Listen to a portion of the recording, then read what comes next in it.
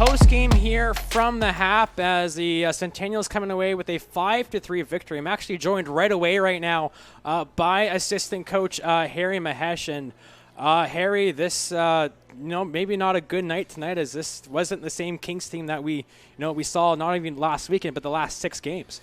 Yeah, no, this is kind of what the challenge was to these guys is, we've been building, and now it's, we got a matchup where, we feel we, could win, we should win, and we didn't. So I don't know if that was our true colors or maybe just a slip up. I don't know. It's very disappointing. Are you just kind of, kind of baffled as like a lot of us are, because I don't think anybody kind of saw that performance out there tonight? No, I mean, we prepared all week the same way. We talked about all the details. We mentioned that last weekend was a step in the right direction, and now it's time to put up or shut up. I mean, are we who we feel we are, or is this the team that struggled through October, and left some points on the table against some teams that at that time of the year we were ahead of in the standings? And yeah, tonight was just very disappointing. And then let's dive in a little bit more of the game. Kind of right from the get-go, it was all Merritt early on. They controlled the play, and they got that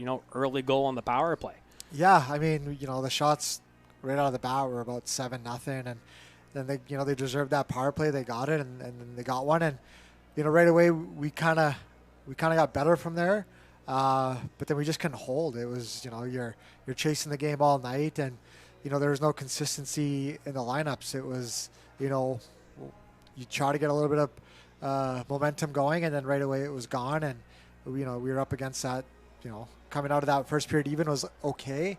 And then, kind of set the table for the second, and that obviously didn't go very well. And then you go back to that first period, kind of really, the big story of this game was you had 4 power plays there in the first period. You had a 5-on-3 for a minute, then you had a 3-minute power play right after that with a double minor, and really couldn't capitalize. He did have some good looks on that first power play, but again, there wasn't really like any urgency on those power plays in the first period aside from that first one. Yeah, no, like we had looks. We were moving the puck good.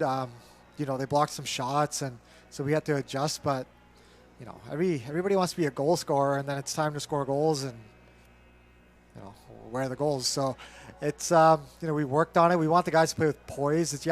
We're a desperate team, but you have to change your mindset in order to capitalize on that, and it can't be a panic play, it can't be a hope play. Like you got to have some composure, and especially early in the game that could have got us up 1-2 possibly, and then we could have got it settled in, but. Like I said, we had good looks, but if the puck doesn't go in early, scoring a couple in the third doesn't really help us. Yeah, do you look at those power plays in the first as, that's kind of really what shifted this game? Yeah, I mean, we had opportunities again. That shouldn't have shifted the game. I don't think it did because, I felt like we had some looks. Like I said, we're just lacking the goal-scoring depth right now, and you're sitting there kind of watching, and, you get to the point where I'm sure most people who watch – you're just kind of hoping to score as opposed to expecting to score. And if you're hoping to score goals at this level, it's probably not going to happen. So then second period, you're still tied 1-1. Then in that second half of the period, kind of the wheels fell off and just nothing was going your way there. No, the old saying, when it rains it pours. They got one. I don't know if it was tipped or not. It just seeing I shot, and then after that. Takes the winds out of our sails. We've seen that happen a couple times where a goal, deflates us a little bit, and then they come back with 2 more to finish out the period. And we just couldn't really, it was like you felt like you're kind of drowning there. And then you're going to the third, and then, maybe you could say our third was better, but better from what? Not, we were pretty bad early, so it wasn't an improvement, but it wasn't an improvement on much of a good effort in the first half. Yeah, well, the third period, it was the better period, but saying that you still kind of weren't too happy with that period.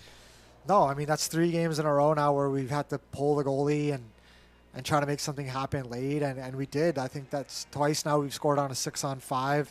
But, I mean, that's not a recipe to win games. It's nice to get that experience, but that happened to us the first 4 or 5 games of the year, and it's like, okay, great, we can score 6-on-5, but let's not get to 6-on-5, especially when we're down by 2, and we had looks, but then again, you're just standing there waiting for the puck to go in the net, and it's not, and it's very frustrating. And with today's game too, I think you do have to give some credit to Merritt in this one. They did a good job, especially in that second period, of getting their sticks in the passing lanes. They made it really tough for this Kings team to actually have the puck at any point on the ice. Yeah, we knew they were going to come in hard. They got in a day early, so that's usually a sign that they're wanting to come in here and be as prepared with no excuses. And I mean, they didn't surprise us by any means. We knew what was in store. We just had to match it and best it like we did last weekend.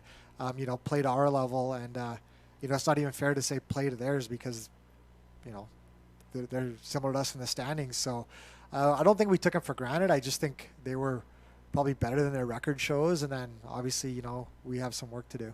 And then again, back to that third period, it was better, but it was just just too little, too late kind of thing. Yeah, and that's the thing is, like I said, we have experience and it's great, but it's not a recipe for success. That's 3 games in a row where we're scrambling, and we can get one late, but it's not going to be enough against good teams. So, a little disappointing. Obviously, their goalie came up big, and he made some big saves, and he made it look pretty easy back there, and we outshot him.